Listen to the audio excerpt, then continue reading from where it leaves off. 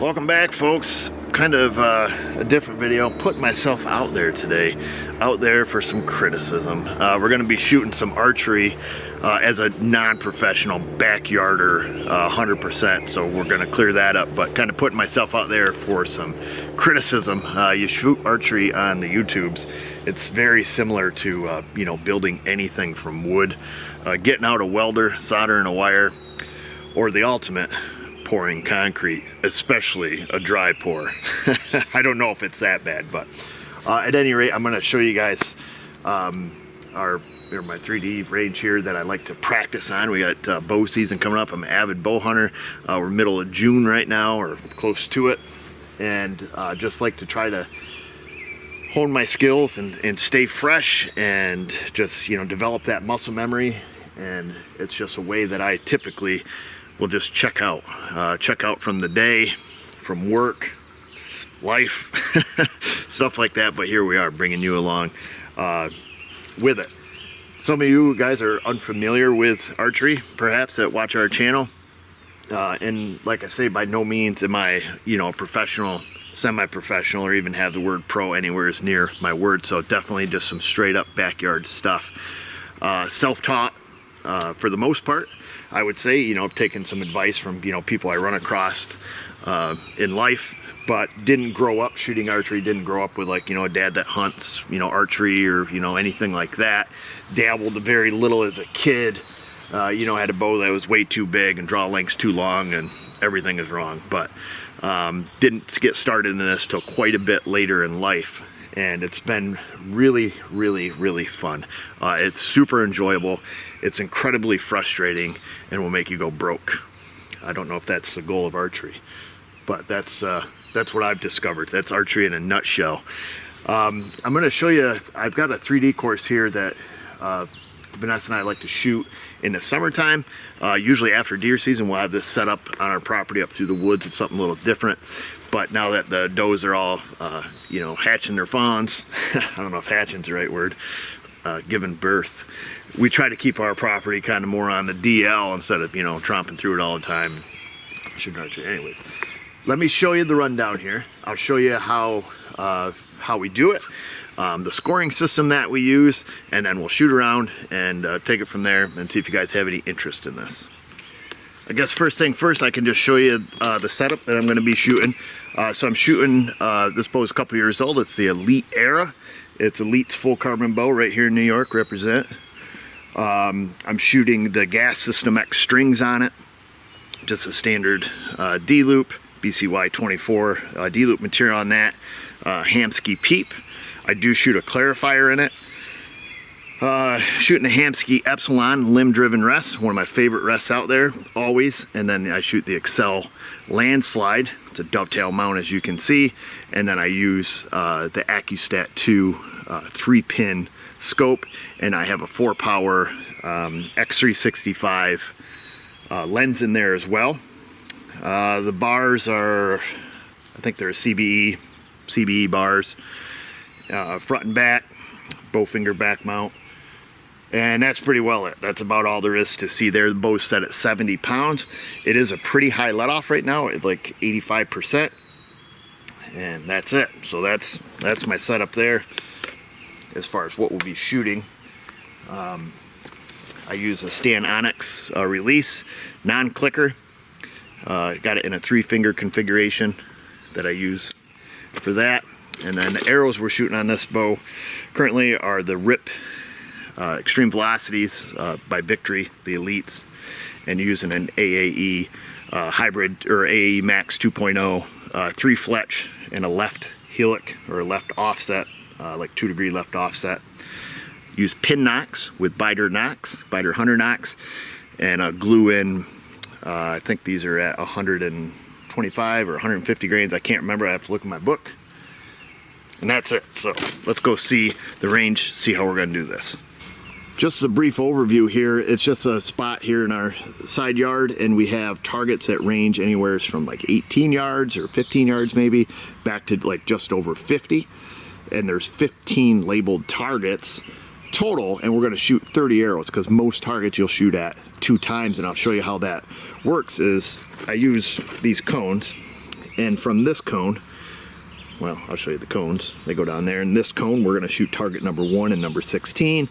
And then you come stand here and you shoot target number 2 and number 17, 3 and 18. Guess what the next one is? 4 and 19, 5 and 20, and so on. And this gives you a different footing because the ground is sloped here. There's not much flat around here. So you're going to be standing in some different footing positions, which can make a huge difference, particularly if, if you start to torque your bow. You can see there's some slope to the ground, or perhaps you can't because it's YouTube. And that's it. So we stand back here, start at 1, shoot your 2 arrows, go to the next station, next cone, and shoot. And then if you come out here, you'll see each target has, the cattle ear tags on them as well for a numbering system. And it makes it nice because when you're shooting with friends, you don't, wow, what target do you want to shoot? You just have them numbered like this. Oh, look out, it's a gator. Yeah. There he is. There's Bob the cat. Just one target set back in the woods here, but we switch it up all the time. And that's it. So that's the rundown. Now, as far as scoring, that's a little different. Let me show you what we do for scoring. I'll show you on Buck here what we use for scoring. We use what they call IBO scoring, or this is what we are going to do today. So anything inside of this ring or touching this ring is 10 points. And then we only utilize the center here, so anything inside this ring or touching the ring is 11 points. Anything on this side of the insert is 8 points, and anything out here is 5, and anything down here is 0. No, this is not poison ivy. So that's it. 11, 10, 8, and 5. These other rings here, the upper and lower 12 and the 14 bonus ring, are used in ASA scoring. But for today's purpose, we're just going to use IBO scoring. If you see stuff burning in the background, a little smoke, don't be alarmed. It's a tiki candle. Kind of keeps the mosquitoes down a little bit. Coats the lungs, tickles the nostrils. Good stuff. In a previous video a long time ago, some people were commenting, like before each shot, what are we doing? We're always fiddling with stuff. So this bow here, or this sight, this landside sight, in case you're not familiar with archery, so we have 3 pins in there, and I have those sighted in. So if I take my sight and I run it all the way up to its stop, right there's where it stops.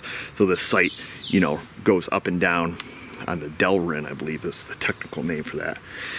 If I leave it up at its very top position, those 3 pins are sighted in at 20, 30, and 40 yards.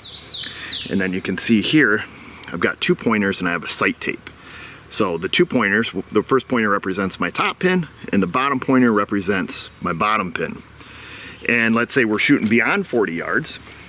I can loosen up my sight here, and I'll slide it down to a sight tape that I've already made. Let's say we'll slide it down so that pointer's at 60. And so I don't know, you probably can't see it because I can't, but the bottom pin is, or the bottom pointer is pointing at 60, and your top pointer is about 44. So that makes my top pin 44 yards and the bottom pin 60. Okay, does that make sense to you? So that's what we're doing if you see me moving my sight, up and down, stuff like that. Some guys will elect to shoot with a fixed sight, fixed 3 pins or 4 pins, 5, 6, 8 pins, whatever. And then they'll just shoot pin gaps, the gap in between the pins, for varying distances. And that's what we would do in a hunting setup. On a hunting bow, I have a different sight. It's also a slider. But when we're out actually hunting, at least here in the east, hunting whitetails, we're not up in a tree stand fiddling with it. Because, if I'm being honest, 98% of the deer I've ever shot have been under 20 yards. So usually we're just shooting a single pin. So that's that. That kind of gives you the brief rundown on that. You can really go off into the weeds about sight tapes and sights and sight setup. We're not going to do that here, but just wanted to give you a brief rundown of what the fiddling is. Reference back to the scoring. So our cones here go from 1 to 30, 1 to 15, and then 16 to 30. So you end up shooting 30 arrows. Your absolute best score that you can get if you shot all 11s is 330 points. If you shoot it clean with all 10s, 30 targets times 10 is a 300. So that's always the goal, to get to 10.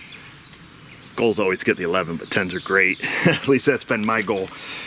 So I just wanted to bring that up. Target number 1 and number 16, we have the standing bear, as we like to call him, the peeing bear, because he looks like he's back there peeing, and the skunk.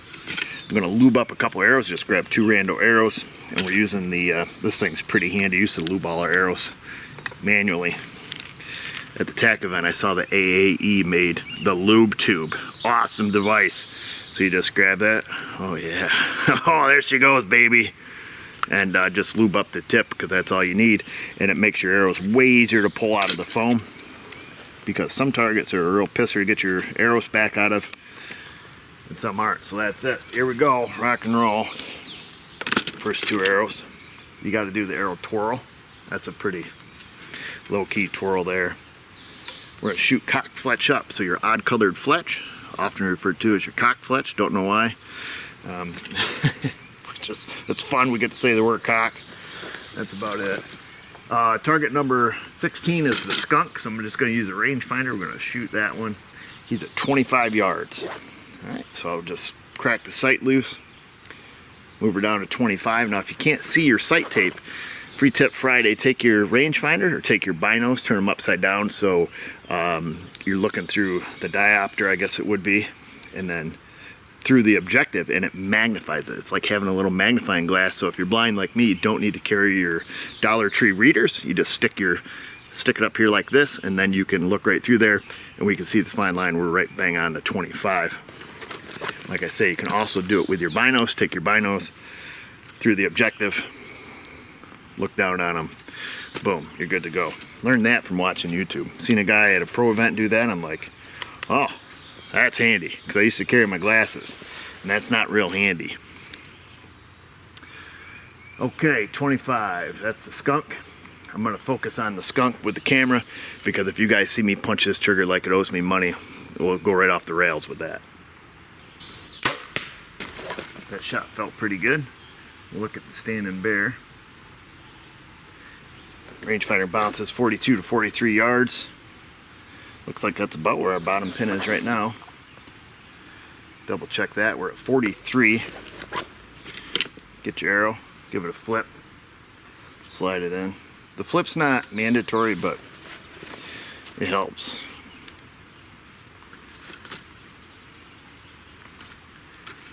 The one thing I will say that will get you and embarrass the crap out of you is when you put your top pin or your top pointer on 43 and then aim with your bottom. It happens more often than you think. So what I look at there is the scenery is always changing out here, because we move targets around.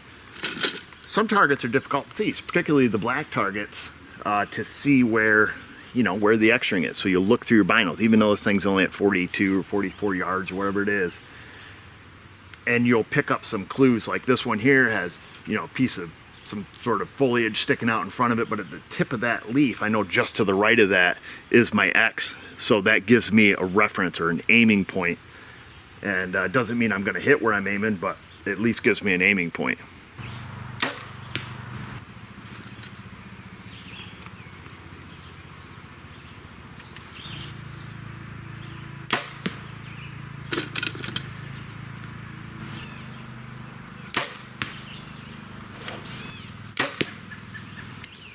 Black Panther, one of the other harder targets to see. In my opinion, the black targets are definitely my most difficult. So on this, I tried to just pick a reference. I guess at the end of the day, if you're shooting for IBO and you can't see the X, just go for the kill shot. You'll probably get a 10. This one here, I come up from the crotch of the armpit and then back just a whisper. That's the easiest way. At least that's how it works in my mind when I have nothing really definitive to aim at, no shadows, no anything really. And then we'll subdivide the body and see if we can't get it in there. It's 36 yards. I think we're a little left on that guy. We'll go collect our arrows. We'll jot down our scores.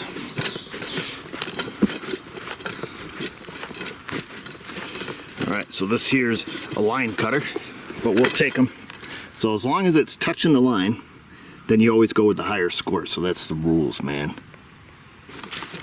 Oh, that's a sad one. That's a sad, sad one. So on the coon here, the exit's really tiny. It's in the middle here. So it's 11, 10, 8.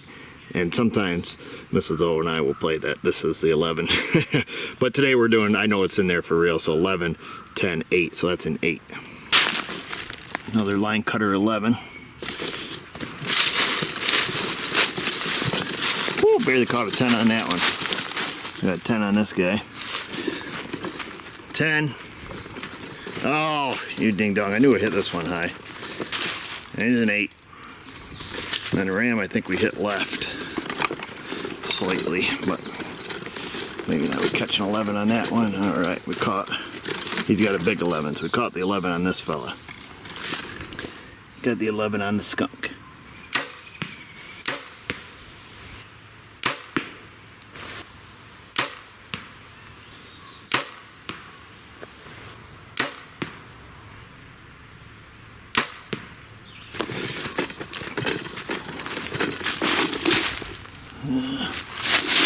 Oh, that one's out. Dang it. That one's in. Inside out. And a 10. What do we do down here? Still in the 10. And another 10. Wow. Oh boy, that one's close. Mrs. O would make me give her that one. I'd give myself that one. She's just barely touching. Oh, we got a tree shaker. Yeah, that's a solid 10.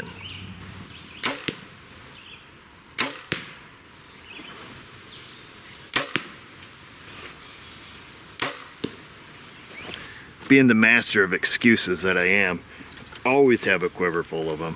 And a lot of places that you go when we shoot some amateur stuff, because that's what we are as amateurs. It's amateur hour, as you guys know. You'll often hear, you know, lots of excuses. They're always good to know because you can use some of them yourself. The biggest one and my favorite one is, oh, I'm not gonna hit anything. I just set up my bow on the way here in the car. My wife was driving to put my sight on. They haven't even shot it yet. That's the big one. I love that one. That's one of my faves.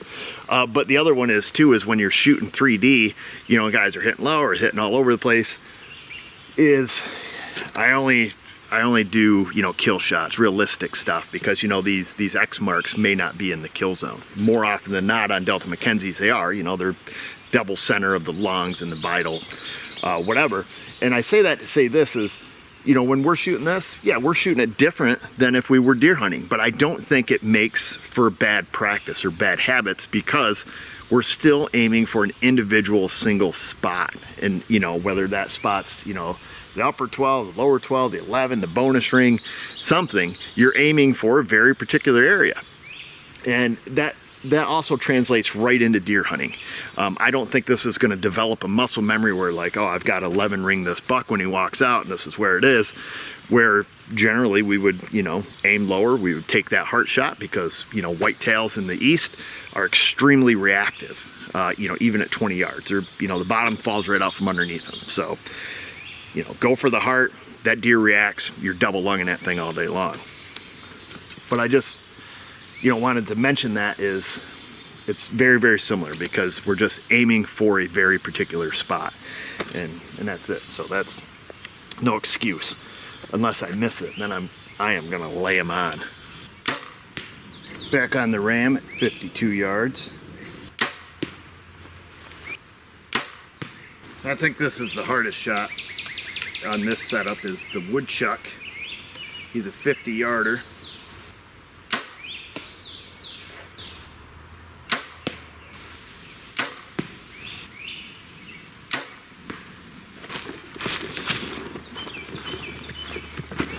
I got a 10. An X.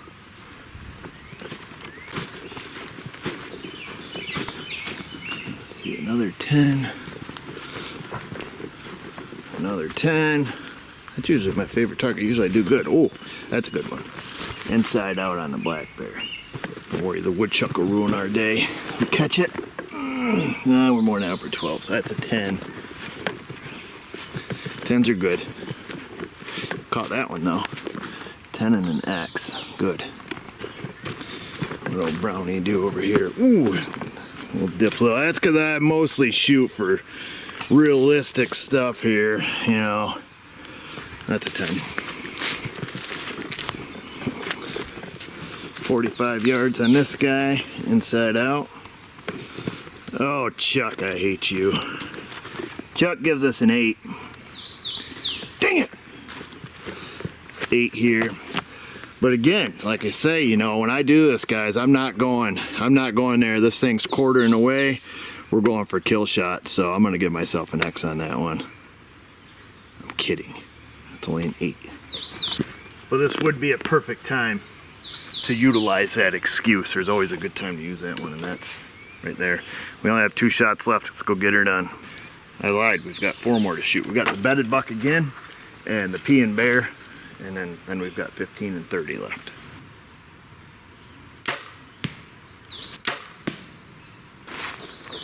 So our last 2 targets are these 2 deer. We've got to sneak it by this tree in front of us. Closest deer is 38. The other one's 42.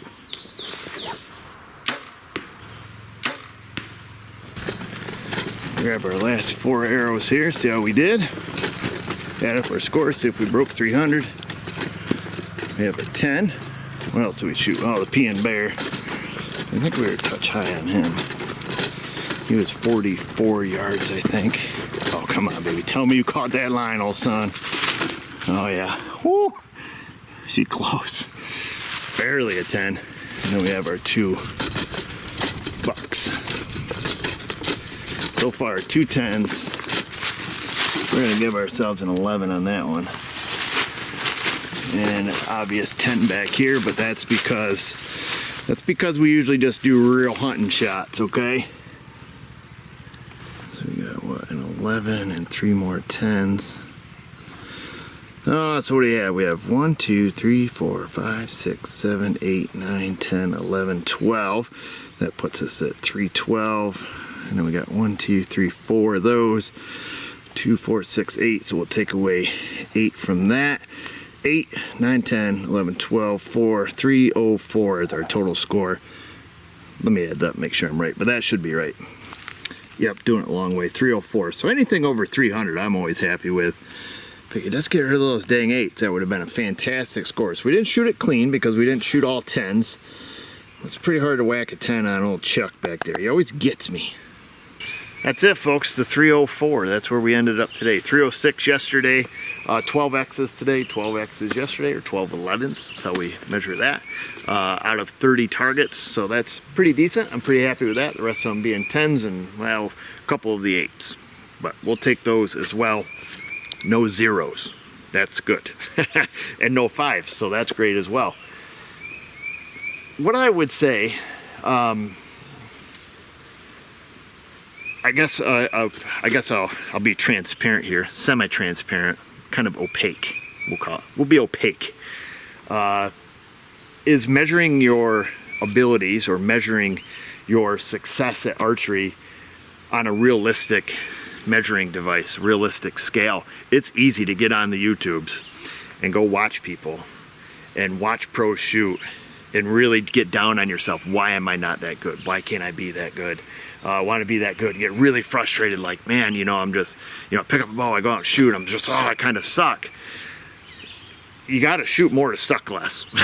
But you also have to shoot with good equipment. Now, that doesn't mean expensive equipment. It just means your equipment has to be fitted to you, and it has to be in tune. You have to be shooting the right spine arrows, your bow has to be in tune, and then you have to start kind of working on your form to make sure you're consistent. And that's the thing with archery, is just consistency.